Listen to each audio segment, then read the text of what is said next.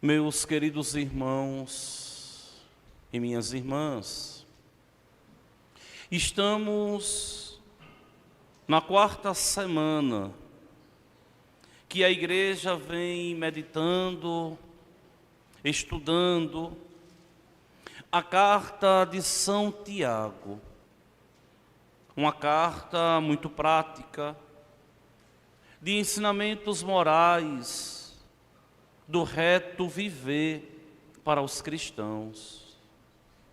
São Tiago, ao escrever a sua carta chamada Dita Católica, ele escreve para os cristãos de todas as épocas, de todos os momentos da igreja. Por quê? Porque a forma de seguir a Cristo dos primeiros cristãos não era uma forma diversa de nós cristãos odiernos do século 21. Aquilo que os cristãos do primeiro século criam é o mesmo que nós cremos. Naquele que eles depositaram a confiança, é o mesmo que nós hoje, 20 séculos depois, continuamos acreditando, continuamos esperando e damos verdadeiramente crédito à sua palavra, para que germine, para que possa de verdade essa palavra acontecer no nosso coração. Lembrem que no domingo passado eu dizia a vocês que servir a Cristo não é fácil. São tantos os dilemas, são tantos os problemas, são tantas as dificuldades que enfrenta aquele que deseja ser justo. Lembremos-nos que o justo, na Sagrada Escritura, é sinônimo de santo, de temente a Deus, de anauim, ou seja, daquele que é vazio de si e é cheio de Deus. Porque São José, é chamado de o justo nas Sagradas Escrituras. Porque a igreja dos primeiros séculos, ou melhor, a igreja do primeiro século, enxergava a santidade em José. O justo é o santo, é o do coração piedoso, é o temente a Deus, é aquele que faz tudo no seu viver para agradar a Deus. Mas esse homem do coração justo, piedoso, temente a Deus, para servir a Deus com muita propriedade, ele sempre vai passar por muitas dificuldades. E é impossível se viver a fé católica, é impossível se viver a fé cristã, se não se viver aos moldes de Cristo, que sofreu, que foi incompreendido, que foi avacalhado, enxovalhado, que foi ridicularizado pelos que não eram seus e também por aqueles que estavam próximos e que não davam crédito à palavra dele. Vejam que nós, por sermos batizados, somos discípulos de Cristo, e por sermos discípulos de Cristo, nós não iremos viver um cristianismo sem dificuldades, porque o cristianismo surge nas dificuldades de uma vida incompreendida, de um homem que era Deus e que tanto amou a humanidade, que não se deixou amar, que o crucificaram. É por isso que a primeira leitura de hoje, do livro da sabedoria, vai estar em uma total harmonia com o evangelho da semana passada. Lembrem das últimas palavras do Evangelho da semana passada. Quem quer me seguir, renuncie a si mesmo, tome a sua cruz e me siga. Tomar a cruz, muitas vezes, é testemunhar Jesus para os nossos, que não querem saber de Deus. Carregar a nossa cruz, muitas vezes, é simplesmente sermos cristãos em meio a uma sociedade pagã. Carregar a cruz para nós pode ser simplesmente vivermos a nossa fé em meio a tantos batizados que não vivem a fé e não sabem o que é fé e que não entendem a fé. No Brasil, nós temos esse grande problema. Por quê? Porque quando os portugueses aqui chegaram, saíram batizando a todos, e esse costume se perpetuou até os dias de hoje, onde muitos pagãos, de raízes pagãs, que não vivem a fé, que não querem viver a fé, procuram a igreja para batizar os filhos. E, por não quererem, por não conhecerem, por não terem disposição de fazer a fé acontecer, muitas vezes vão perseguir aqueles que querem ser justos diante de Deus. Querem levar uma vida santa, temente a Deus. Querem de verdade ser coerentes com o batismo que um dia receberam. Se você me quer seguir, tome a sua cruz e me siga. E também a cruz pode não ser só a vivência da fé coerentemente, mas pode ser também a própria pessoa, com alto poder destrutivo, que pensa que a vida é só diversão, e para não dizer, não elencar outras coisas.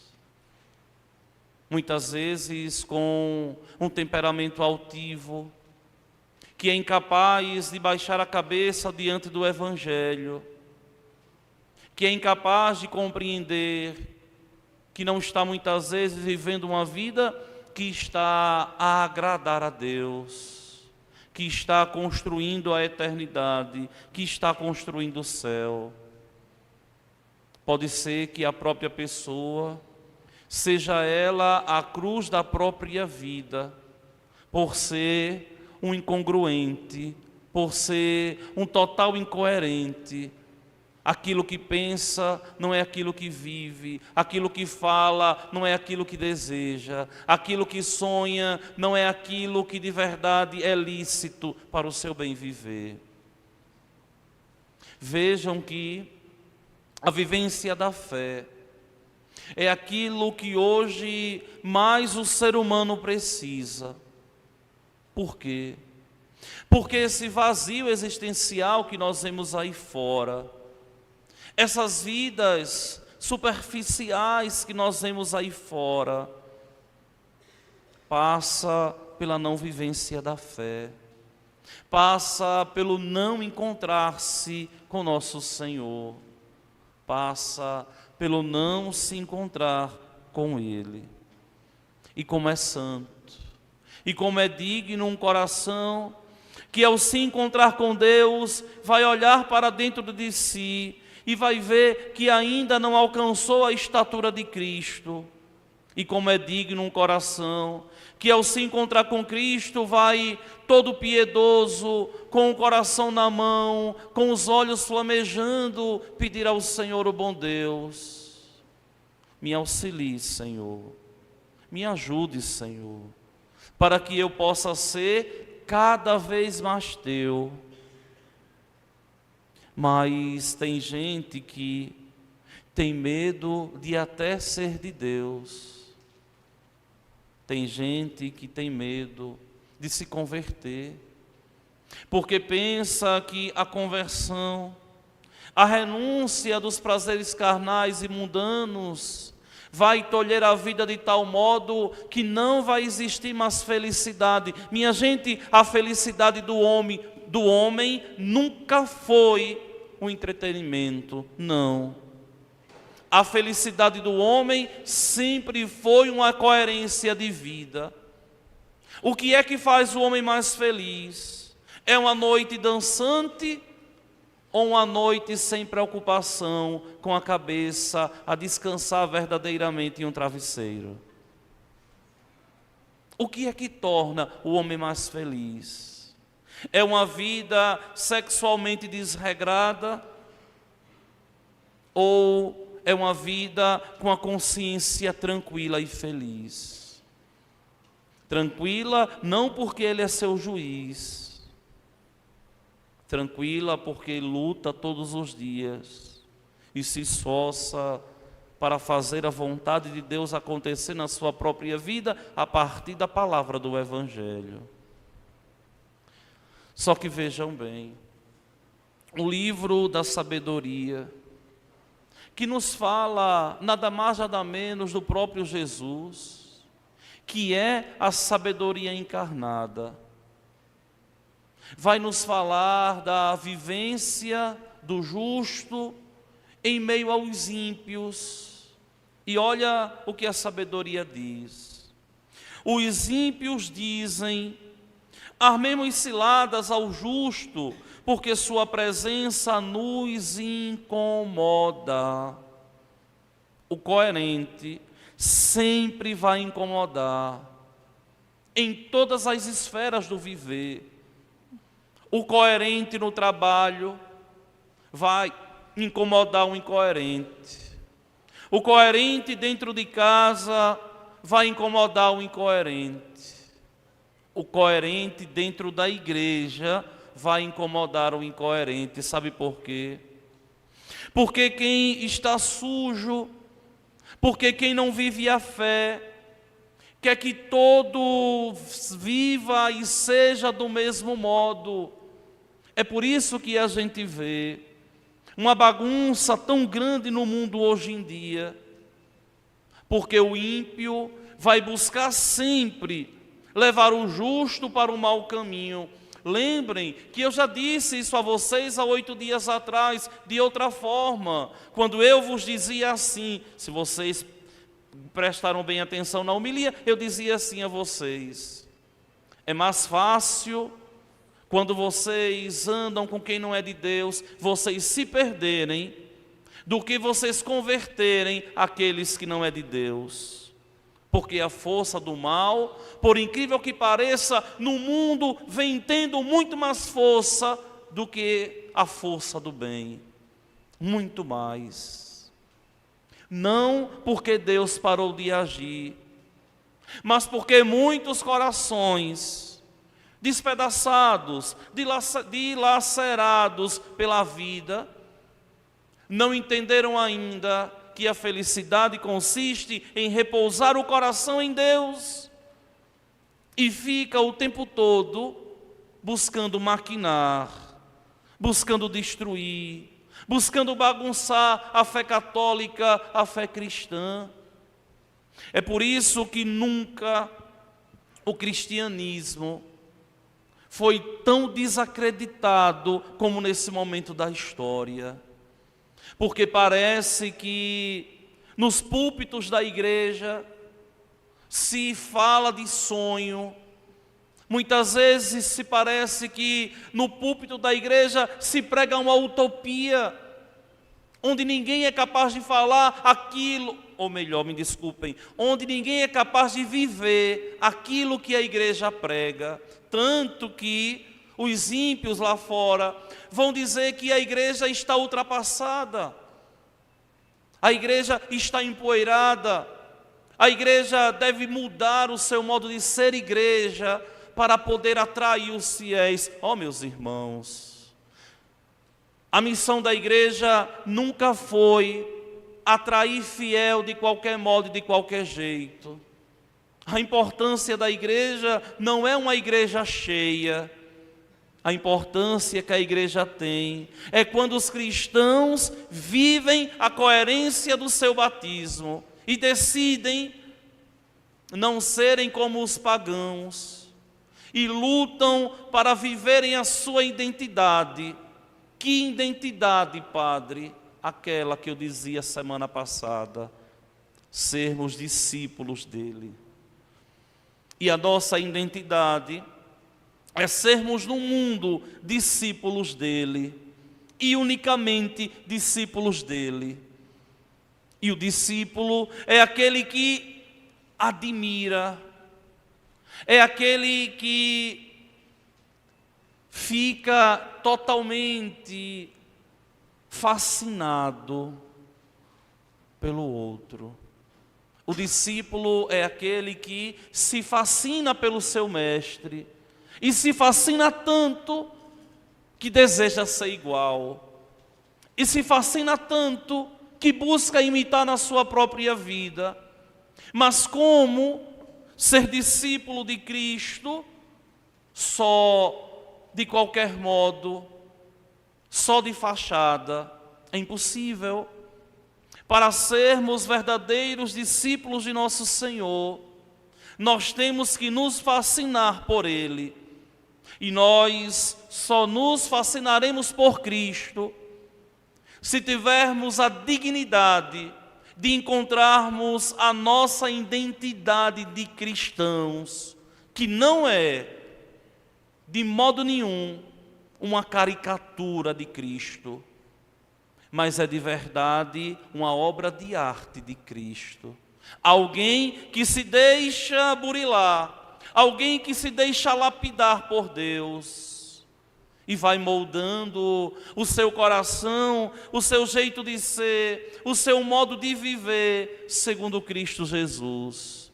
Só que esse processo dói. Esse processo aqui é como quando se passa uma lixa que dói. E muitas vezes a gente nesse processo vai se machucar tanto. Porque muitas vezes nós não queremos ser de Cristo por opção, mas vamos colocando o nosso coração nas mãos de Cristo, com as pancadas, com os tapas, com as dores que a vida vai nos dando. É por isso que o próprio Agostinho vai dizer que o homem, quando não vai a Deus pelo amor, ele vai a Deus pela dor. E a dor aqui também não é só quando nós perdemos alguém. A dor aqui também é quando de verdade a gente vai passando por muitas dificuldades, muitas frustrações, muitos desencantamentos. E a gente vai vendo que o que tinha valor quando tínhamos 18 anos não tem o mesmo peso na nossa vida e o mesmo valor de que quando temos 30 e de quando temos 40 ou 50 ou 60. Por quê? Porque a tendência é que o nosso coração vá sendo calejado e vá sendo moldado pelas dificuldades que a vida vai nos impondo. E assim a gente vai de Deus se aproximando. Então veja aqui, o autor sagrado aqui do livro da sabedoria vai dizer: justos, se preparem para serem no mundo perseguidos. Justos, fiquem firmes, não desanimem por serem o tempo todo ridicularizados, por serem o tempo todo perseguidos pelo mundo. Uma perseguição não sistemática, mas uma perseguição esporádica, desleal e cruel. Nós vivemos no nosso país, onde ser cristão, nos dias de hoje, por incrível que pareça, é sinônimo de ou faz de contas, que é alguém que vive a fé e no fundo não vive, ou alguém que está fora da realidade. O cristão não é um lunático, o cristão é um enamorado, é um apaixonado, é um totalmente fascinado por Cristo. e preenche o seu coração quando se encontra verdadeiramente com Ele. É por isso que, de um modo tão santo e tão bonito, o salmista hoje canta assim: é o Senhor quem sustenta a minha vida. E de verdade é o Senhor quem sustenta a minha vida. O que seria de nós, cristãos, se não tivéssemos a vida sustentada por Deus? O que seria de nós, cristãos, se não fosse Deus, nosso Senhor, a nos proteger de tantos males? O que seria da nossa vida se não fosse Deus mesmo a nos pegar pela mão e muitas vezes nos violentar para dizer: eu estou fazendo isso porque estou te protegendo, porque te amo? Como um pai que, quando dá uma boa palmada no bumbum do filho, tem por objetivo ali sempre o bem, nunca a humilhação, mas sempre impor limites, porque o pai sabe que o filho sem limites não vai dar para coisa boa depois que crescer. Deus, nosso Senhor, age do mesmo modo.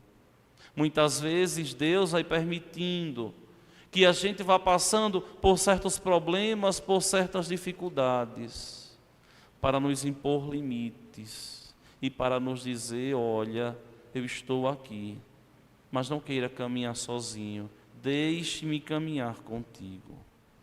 Só que vejam bem, no Evangelho de hoje, nosso Senhor Jesus Cristo ali, Ele vai falar de dificuldade mais uma vez. Vejam, minha gente, que cristianismo e sangue derramado, cristianismo e dificuldades caminham juntos o tempo todo. Cristianismo, sangue derramado, dificuldades, está desde o início e vai ser assim até que Ele volte, porque o mundo não aceita Cristo.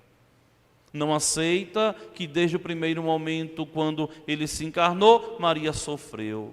E desde quando Maria deu a luz a Cristo Jesus, que Ele veio ao mundo, o evangelista diz com muita propriedade: não tinha lugar para Ele nascer. Como continua não tendo lugar para Ele nascer em muitos corações. E Cristo fala de dificuldades, de problemas. Eles vão matar o Filho do Homem, Ele vai ser entregue nas mãos dos homens, mas depois da sua morte, Ele vai ressuscitar. Só que os discípulos não entendiam, como muitos cristãos hoje em dia não entendem também, que muitas vezes no início do serviço na igreja começam com uma grande euforia, e na hora que Cristo começa a exigir, e na hora que a igreja começa a corrigir, muitas vezes prefere correr do que se converter. Muitas vezes prefere viver uma fé de faz de contas do que formar a comunidade, a igreja, a assembleia, a eclesia, o carral de Deus. E eles não entendiam aqui. Eles não compreendiam, tinham medo de perguntar: o que Ele quer dizer com isso? Ninguém pergunta. Só que, de um modo leviano, eles começaram a discutir ali, pelo caminho, quem seria o mais importante, quem seria o maior. Eu imagino aqui Pedro dizendo assim: o mais importante sou eu, sou o chefe da igreja. E João dizer: de jeito nenhum, o mais importante sou eu sou o discípulo que ele ama. Ou Tiago levantar e dizer assim: vocês, de jeito nenhum, o único que é sangue dele aqui sou eu, que sou parente, sou primo, mas vocês não, vocês vêm depois, tanto que eu serei o chefe da igreja de Jerusalém, a sede primeira. Eles não entendem. Eles começam a discutir coisas levianas. Como muitas vezes dentro da própria igreja, nós encontramos pessoas que não compreenderam ainda que todo cargo, toda função dentro da igreja é serviço. E aqui não é poesia, é um grande drama. Porque quando nós nos dispomos de verdade a ser igreja, nós temos que entender que os nossos atos e as nossas ações devem estar à disposição de Cristo. E que o nosso modo de agir na comunidade deve estar em harmonia com Cristo Jesus. E muitas vezes nós vamos ter que baixar a cabeça. E muitas vezes nós vamos ter que ser antipático com alguém que a gente ama. Por quê?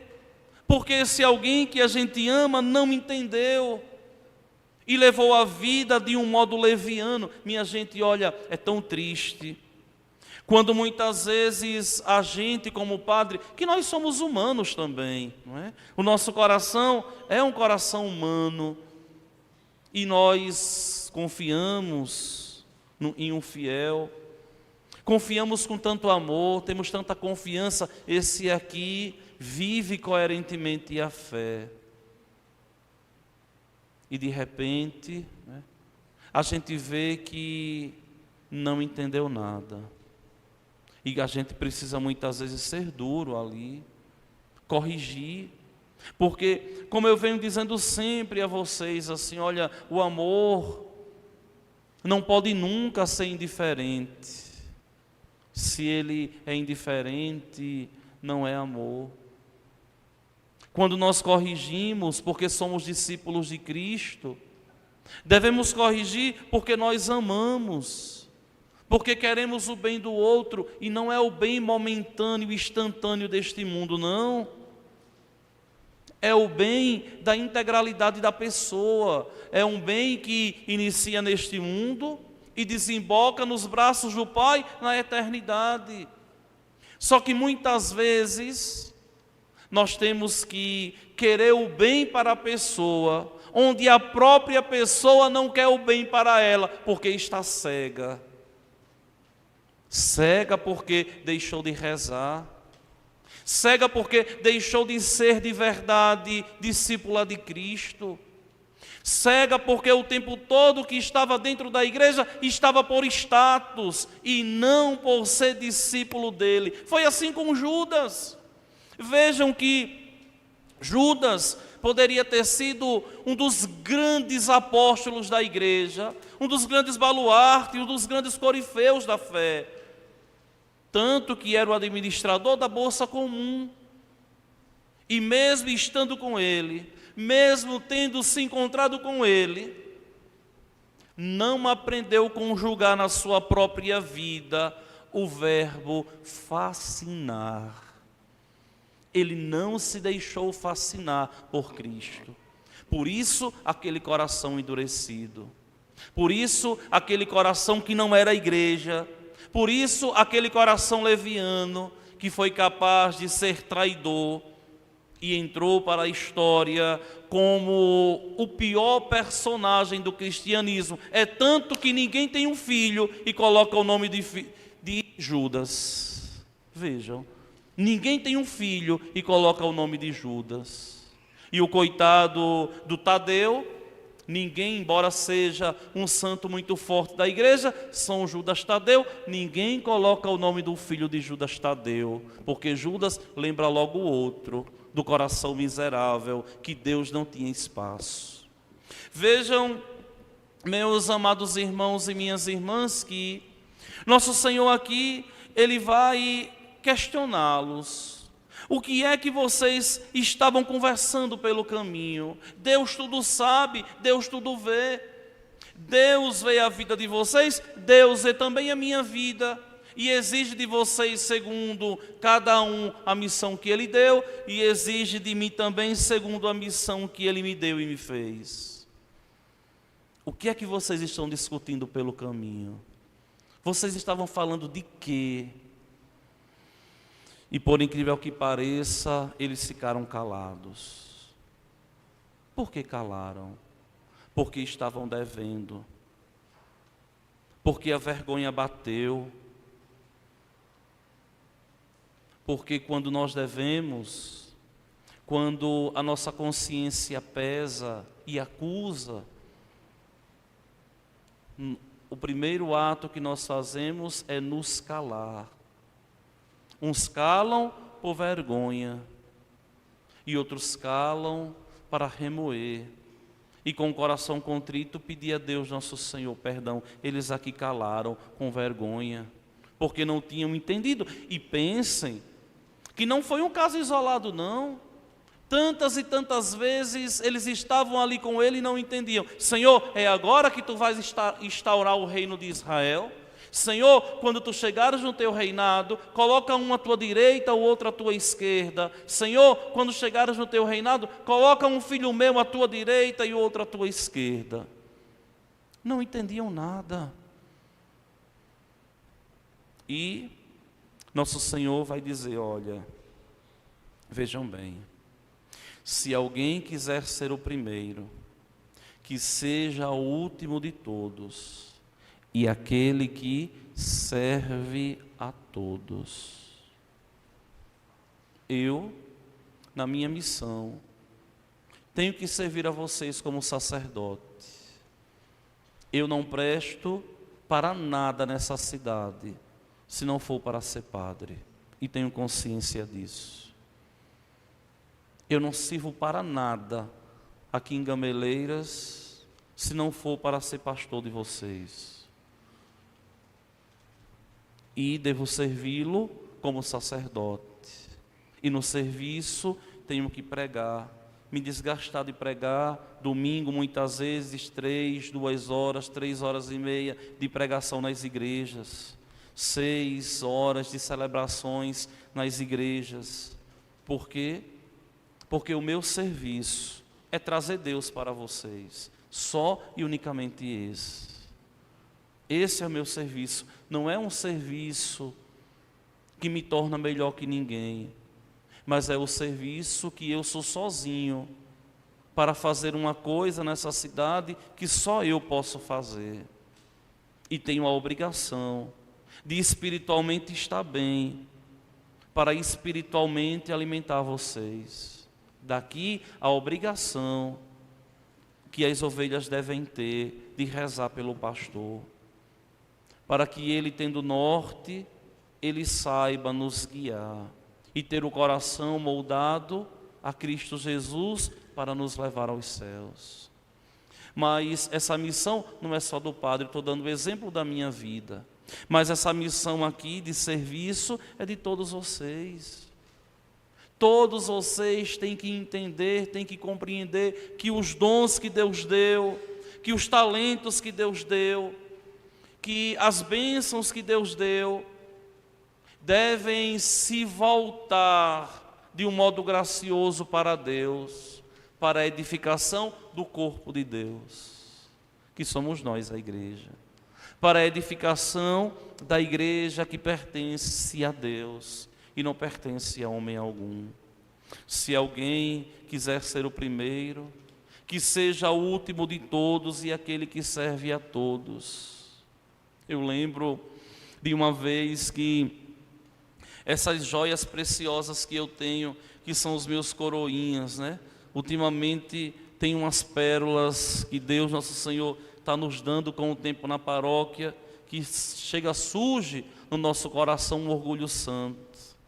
Mas eu lembro de um dia, quando eu dizia numa determinada igreja assim, olha, entre todos vocês aqui, o que corre mais risco de se condenar sou eu, porque mais sei. Aí o coroinha dizia assim, ô padre, o senhor falando isso, eu chego a me assusto, porque se o senhor corre o risco de se condenar, e eu?